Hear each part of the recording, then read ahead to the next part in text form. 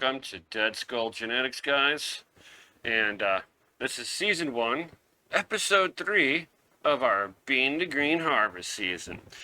So we're going to be taking you guys, like I said in the other couple of videos, I'm taking you on all the steps of everything that I'm doing. So anytime that I do anything major with the plant, or I'm sitting here watering, or I'm fiddling with the plant, no matter how long the video or how short the video may be, I'm going to go ahead and post something on it, whether I'm doing like a small little clip or something. We'll get through all the things that I'm currently doing at each development stage on this. Okay, guys? So I want to make sure that I'm bringing you all along. So smash that like button, subscribe, hit the bell notification, all that good stuff, and tell me what you're puffing on here. Let's go ahead and have our little safety meeting. And what I've got in my safety meeting this time around is Pulp Friction. Has a really nice kind of like orange, gassy overtones to it. Very nice, very pleasant. Must be the cat making noise somewhere. So we're going to go ahead and get ourselves right before we go ahead and start planting in the dirt here. Yo.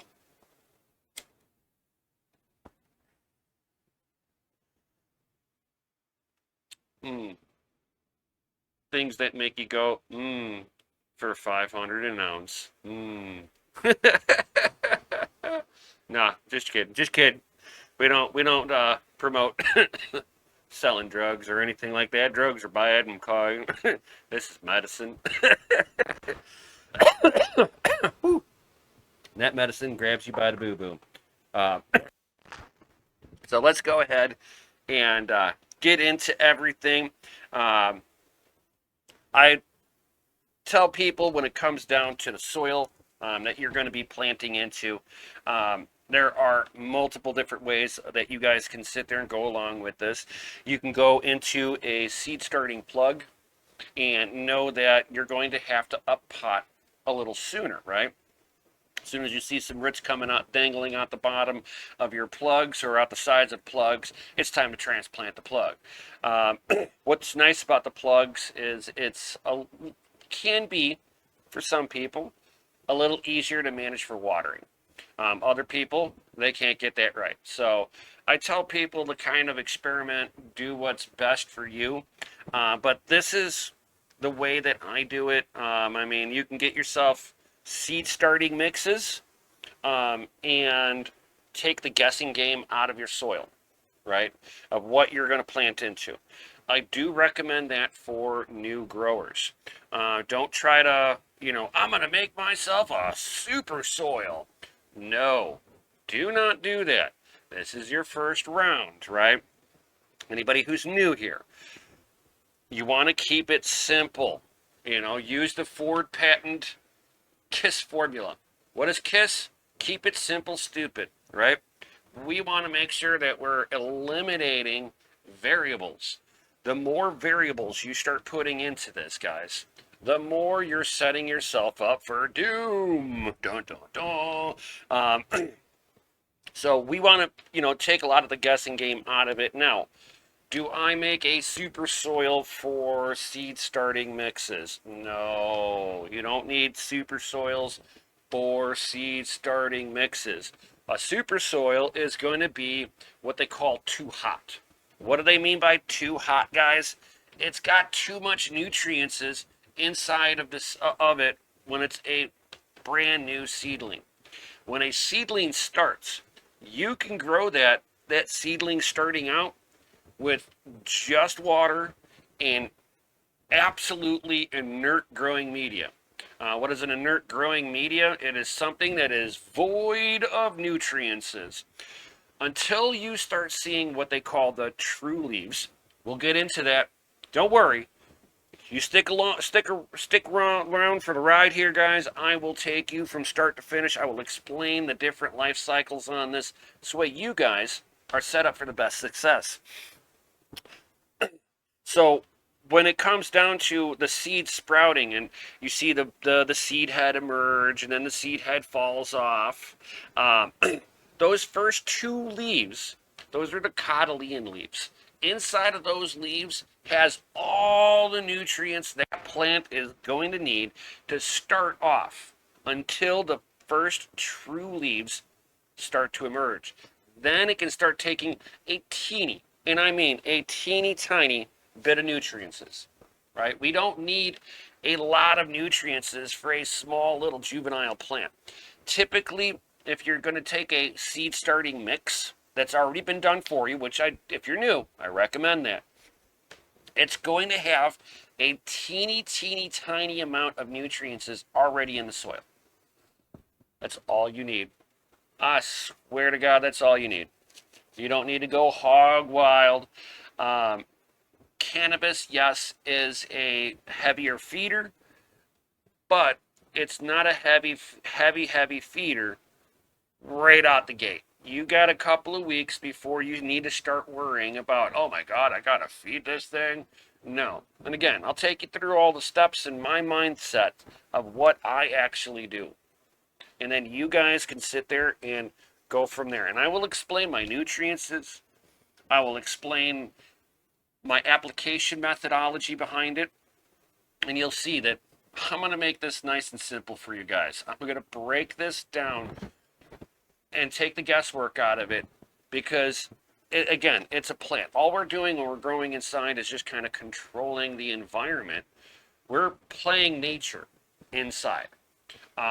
Does it make it better? No. Does it make it worse? It can, but it definitely doesn't make it better because it's indoors.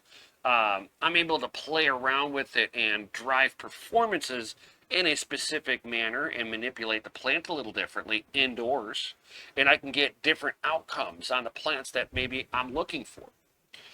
So I wouldn't say it's going to be better than an outdoor plant, but you know, you have more room of error indoors. Just keep that in mind. So we want to keep everything as simple as possible.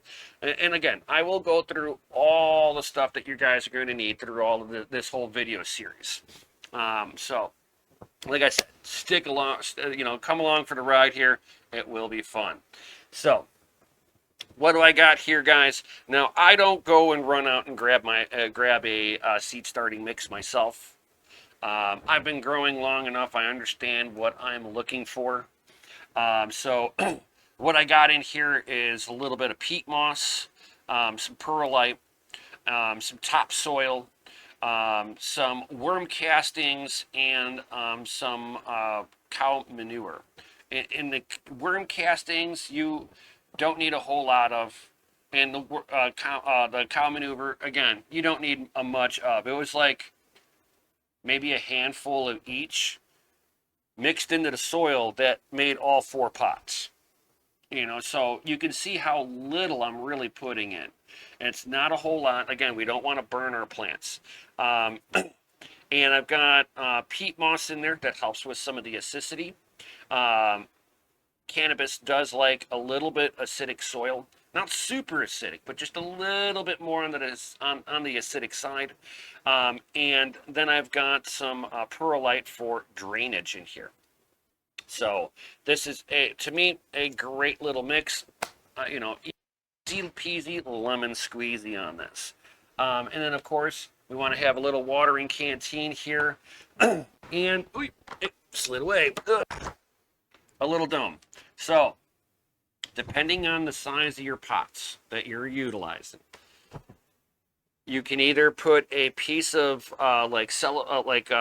press and seal, like cellophane, clear cellophane wrap onto here. What we're trying to do is we're trying to create a greenhouse effect. So I'll do it with this and a little heat mat. And this will create the humidity that I'm going to need for this. And I'll show you what I do to keep the humidity up inside of here. And we'll go into the germination area, and I'll show you that section too, guys. So you guys are going to get a good video here. So go ahead and, put this off to the side for right now. We don't need this. For what we're going to do in this first section here is I'm going to be taking out these seeds. I know that they are definitely sprouted. I think it was the banana crumble was the one that didn't want to actually, and that one has a taproot on there.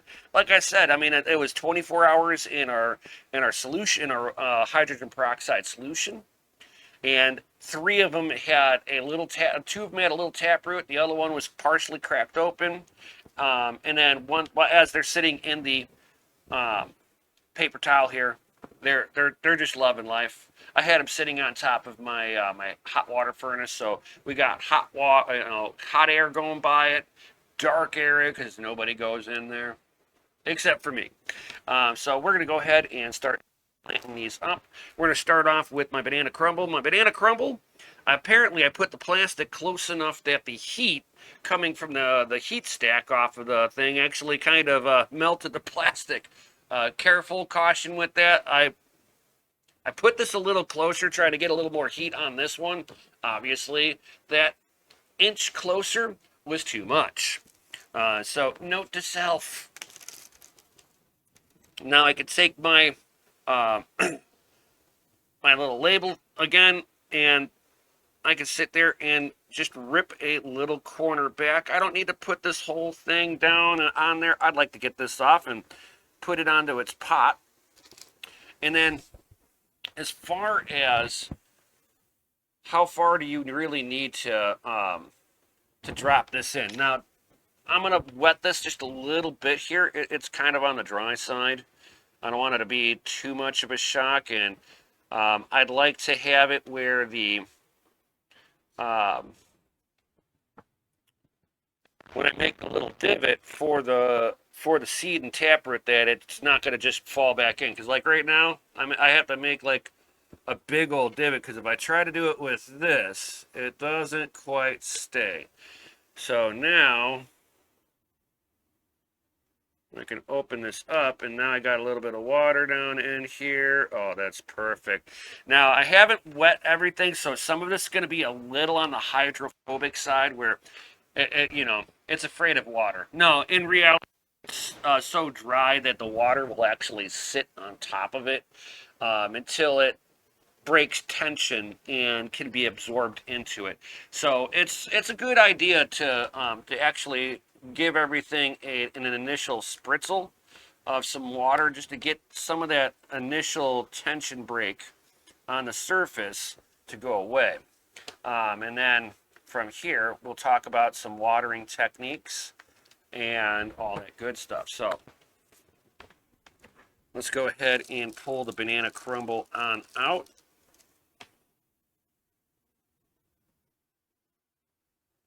And that taproot is a 1/4 inch long. That taproot is so happy right now. And this one, again, didn't have anything. Here, let me show you guys.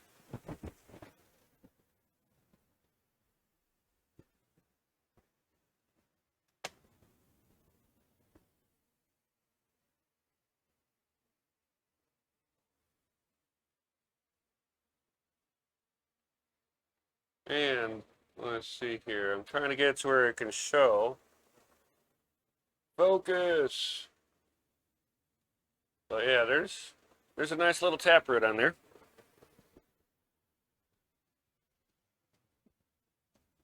Ugh. So, how far down do we really need to drive this seed, right? That's going to be your first question. I can just hear it now. And realistically, you only need to put it in there just deep enough, and you can actually have the seed head just peekabooing right at the surface level. And that's what we're going to do here right now. And I'm going to grab it with my pair of tweezers really gently. We're gonna put it right into this little hole here.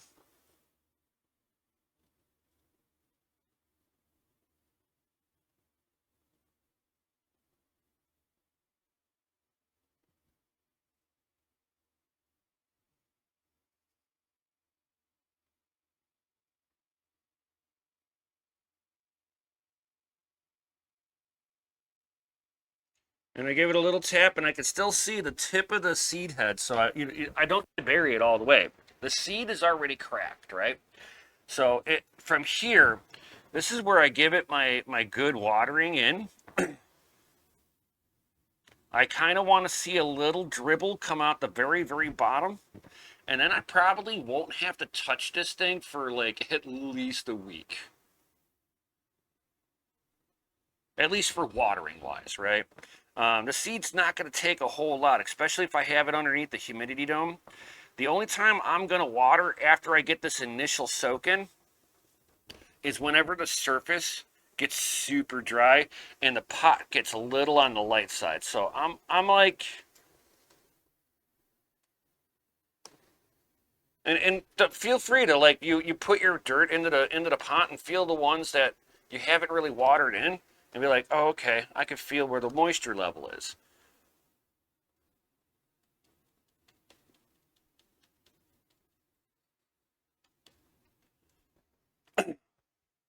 And you know, it's like you're gonna do this just this much watering in the very first time, and figure in that 10% of the pot weight should be water.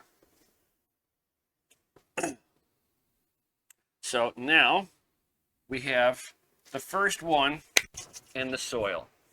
We are getting closer and closer to seeing a plant coming out. So next one we're going to do some full gas here.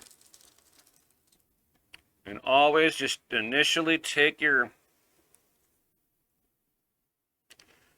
label and put it right onto the pot right off the rip.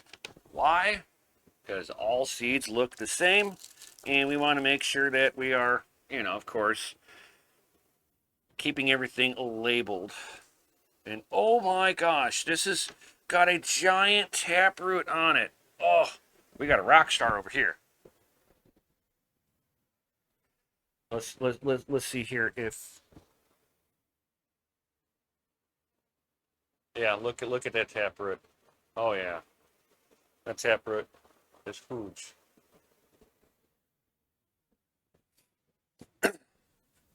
So we got healthy taproots on here. And I'm going to try to make this hole about the depth of that taproot to make my life a little easier. So we're going to grab it.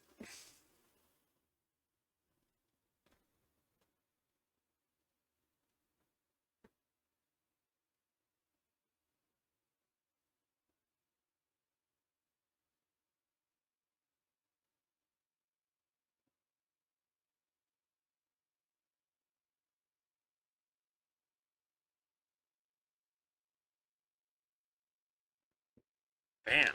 Just like that. Again, I'm going to... Now I got this one where it kind of dribbled a little bit out the bottom. I'm going to give it a little extra spritzel. I'm not trying to get a huge runoff. Just a little bit.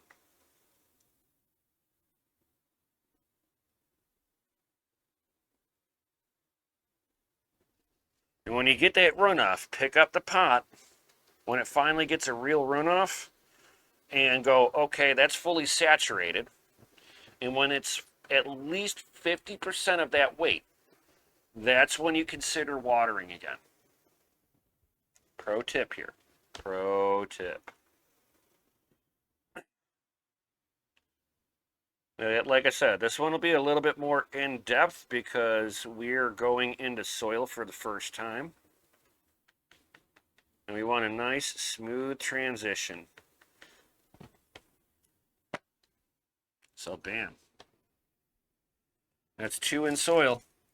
We're getting there. We're getting somewhere. We're going to now take a look at Chemical Bride here.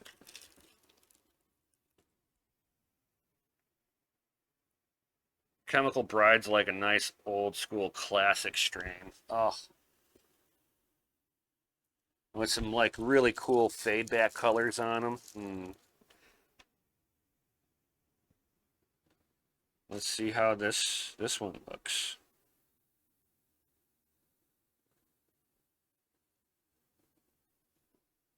And sometimes I don't know if my camera will pick this up. Roots like to go with gravity. And sometimes you'll see it kind of curly Q and try to go down into the towel. Careful when you're lifting these up. Sometimes they're dug into the paper towel a little bit.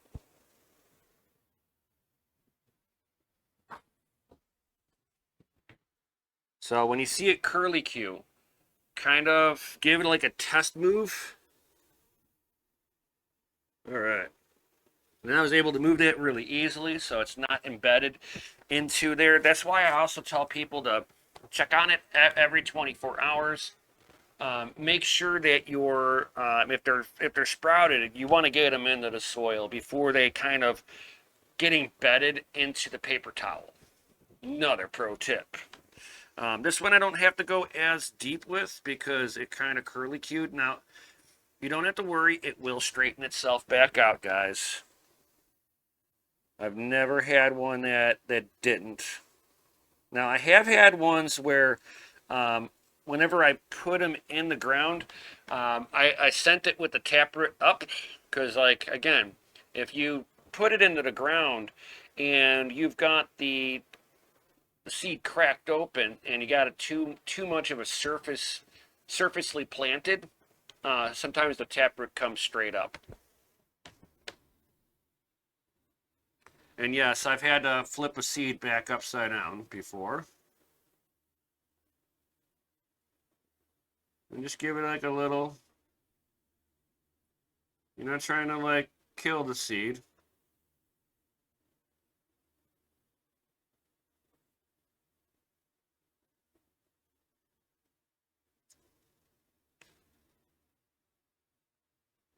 And I'm giving it like the really light little tap, you know. How can I put it? It'd be like sitting there and lightly tapping on an infant's arm in that's so lightly that it's not enough to wake up an infant, but it's just hard enough to let them know you're still there. If that makes sense. People with parents with kids, you guys will get that one. You know, it's just a really super light tap. You're not trying to make a divot in any way, shape, or form, and then you water it in. And just the act of watering it in will actually help bring the soil to the root.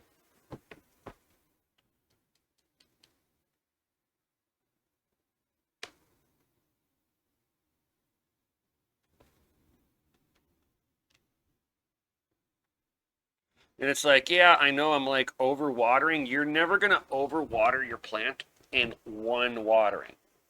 You can get away with one watering that is a little overwatered, right? But you want to make sure that you're doing it in something that has a lot of drainage. Like this one can get a little bit more. Like I got a little bit of run out, but not a whole lot. Like I said, this soil was dry, so I'm not overwatering at all right now. So it's what's really nice about this. You know, kind of gauge it. This is all about fiddling. If you like fiddling with plants, oh, this is going to be right up your alley.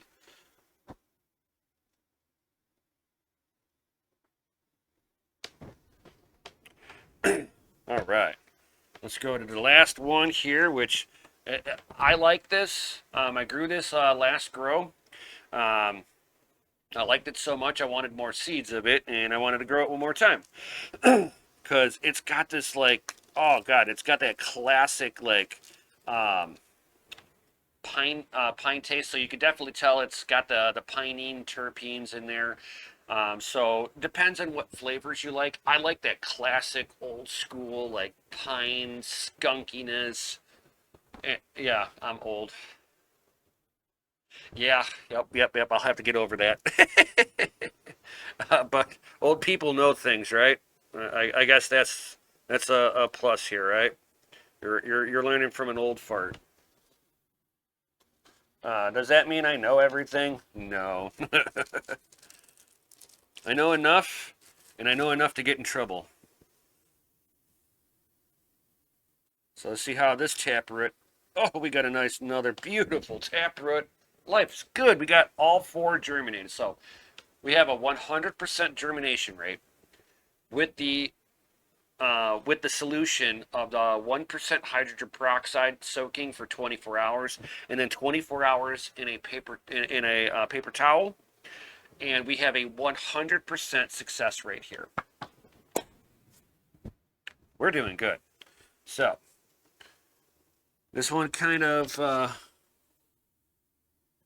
curled a little bit and then straightened out, but this one's got a long taproot on her too. And I'm going to kind of size this up again, give myself a proper hole. See if I can get this thing in here with zero issues here. Okay, everything moved. It didn't get hooked into the paper towel, and that's a really long, healthy taproot there. We'll go ahead and pack that in. All right. That is all four of them. Completely done up. Oh, I'm loving it. Loving life right now.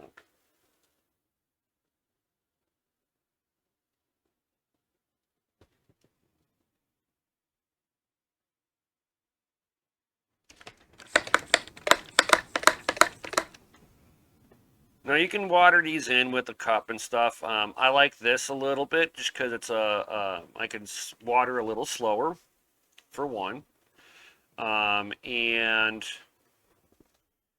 it doesn't disturb the soil so much. So if you're watering from a cup, pay attention to how high you're like watering it from. Don't be like way up here trying to water in.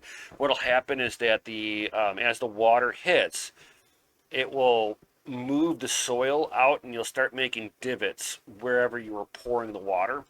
That's some of the reasons why I do recommend like a little sprayer, especially in the very beginning, when your seedlings are more fragile. They are definitely going to be very fragile in this state.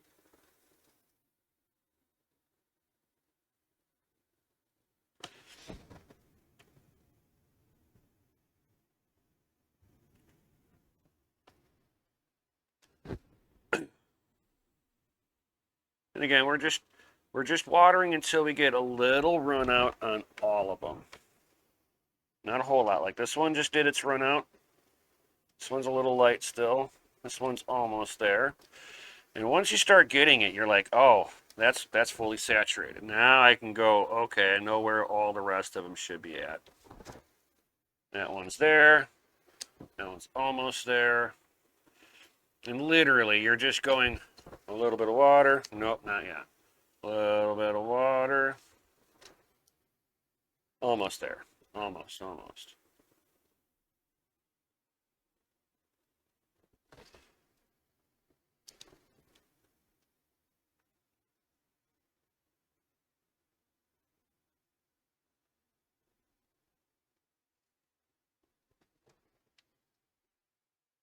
Oh, perfect. We got, this one drains really well. We got good drainage there, almost there. We got we got our first little dripple.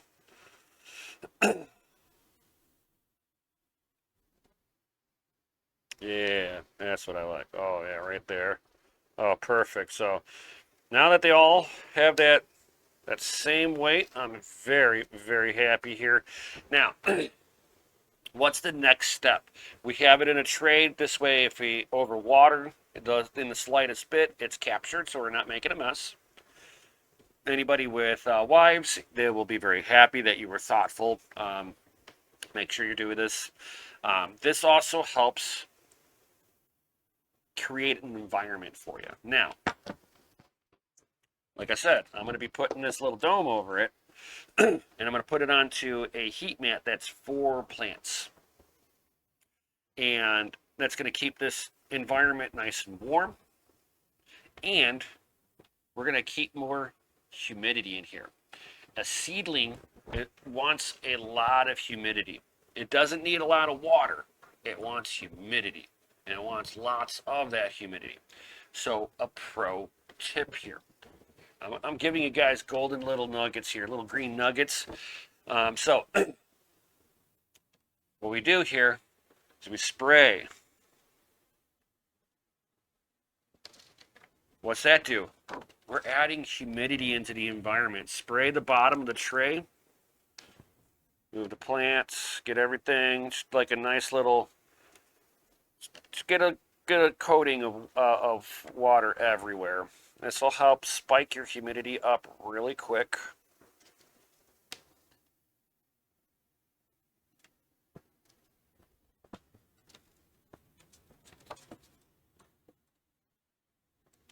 And from here, we set it underneath our lights. We put a timer on it. Now, for me, this is me. You guys can do whatever you'd like to. During the summertime, it's a lot hotter, right? So to mitigate some of that heat, the easiest thing that you guys can do to mitigate heat is going to be, you guessed it, have your lights on when it's not hot out. I know you guys are smart. You're getting it. You're getting it. So run your lights basically during the night. I know if it's your first grow, you're going to want to sit there and be able to look at it during the daytime when you're home. I get it. You can do that. Just make sure that you're, not letting the temperatures in the tent during the daytime get above 90 degrees. But again, we're getting ahead of ourselves. We're still in seedling stage. Why are we trying to talk about looking at this plant growing? We haven't gotten there. Stop getting excited, okay? We haven't even gotten to that phase. So let's go ahead and getting back on topic here of we're going to still need light on here. That light, that little bit of light is going to help add a little extra warmth on here. Warms up the top here, keeps everything nice and humid. And for when they do sprout, they're going to sprout very quickly. Usually from this point, I usually see them sprouted, seed shell off in a day or two. So at this point, we're off to the races, guys. So we want to keep the humidity up. This helps keep the seed shell moist and pliable. And the more moist the more moisture that we can keep in that seed shell, the easier it is for the seedling to shed the shell off. And that's where we're at in this phase. That's why we want the high humidity with a good amount of heat. Now, we can keep the seedlings temperatures up a little high. So I would recommend having if you don't have an auto shut off for your heat mat, definitely get a temperature gauge into here, a little portable thermometer that you can put inside here and gauge your temperature and humidity. We want to kind of keep and pay attention to that stuff, just so that we're not getting too warm inside of here.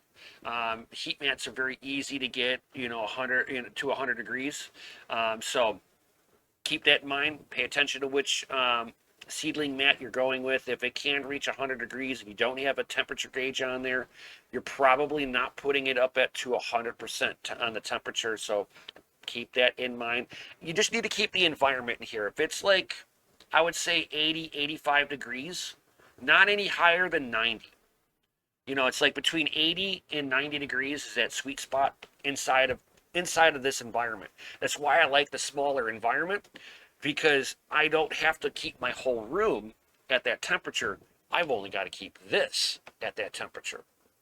So work smarter, make your environment work for you. So let's go ahead and show you my little layout. All right. So here I am in my seedling room. This is a Mars Hydro. This is their 1000 series. So this is a little small guy. You can daisy chain them together. It's got a brightness knob that goes from mild to just blow you out here. So I can sit there and show you guys. So that's it, super dim, and then that's it all the way brightened up here. So my hanging height here is about 1 foot away, a little bit more because it's like I measured a foot from the top of this humidity dome to the light.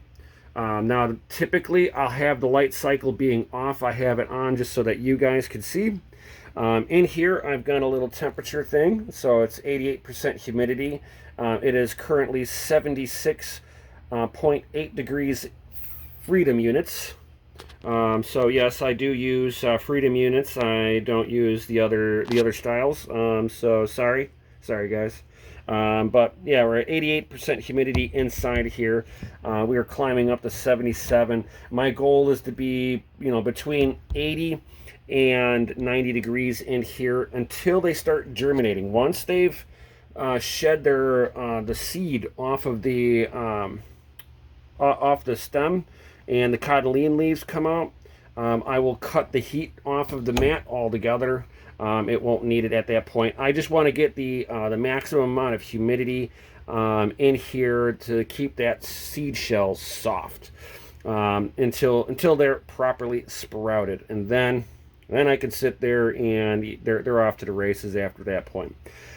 So humidity wise, we're perfect. You don't want to keep this humidity up like this forever, just until the seed shells come off. As soon as the seed shells come off, crack this thing, let some of that humidity get out of there, because yeah, that'll be a bit much. And that's how you get your pathogens, is if you let them stay in this much humidity for a permanent amount of time. And you'll also start getting that green moss on your soil too. It's not harmful, but it shows that you're too much humidity. And then you also run a risk of your fungus gnats. Dreaded fungus gnats. This is the environment they like. I'm just saying. So keep that in mind if you want to keep your pathogens and your bugs out. You only want to do this for a short amount of time. And for my Mars Hydro Light here, as you can see, we have it in little increments here, and you can see I have it on the minimum setting. Now, I do have a par meter, which is a measurement for anybody who doesn't know. Par is the amount of energy raindrops raining down on here. It's a tool that'll actually measure the intensity of everything that's here. Typically, seedlings about 150 to like 200 ppfd is absolutely perfect. At the surface here, on top of this plastic, I've got about 230, which means below it will be around 200 ppfd, which for me is absolutely perfect. We're not too intense, and we're not too light. If you don't have enough energy going down to them, you'll see your seedlings starting to stretch. They'll stretch for if you have too much humidity, like the roots are too wet. And they'll also do that if they don't have enough light and they're hunting for that light. They're like, give me energy, give it to me. And it wants all of this here. So kind of pay attention. This is like they're in a vulnerable state, but it's easy to mess it up. But at the same time, it's also easy for success. Just pay attention, look at your stuff. If it's starting to stretch, don't think that it's water. If it's stretching and it's because it's water, it's because you've watered it too much. If it's stretching and it's, hasn't been watered in like 3 or 4 days and it's still stretching, it might be that you need to turn your light kit up or get your light kit a little closer. Maybe your light kit's not strong enough. That's also a possibility. So this is like 150 watts altogether. And it rains down enough energy down onto this to make everything nice and happy. Even just putting my hand right here, I could feel a slight little warmth off of it. So we're going to let these girls go and do their thing. And we'll check back on episode 4. Where we're going to see them all shucked off their shells and the cotyledon leaves are out, and it'll be so much like I go on the easy mode after this point. You know, some people are like, oh, the stressful part's when you go into flower. No, no, no. The stressful part is getting the roots established. I'm telling you right now, good roots equals good fruits. And the bigger the roots, the bigger the fruits. So keep that in mind. We're trying to get the soil right. And if we can get the soil right, we'll have the roots right. And if we have a roots right, we have a good plant. So it's all kind of a chain of events. So don't overwater now. Here's like where I don't water probably for at least a week, guys. I won't be watering anything here.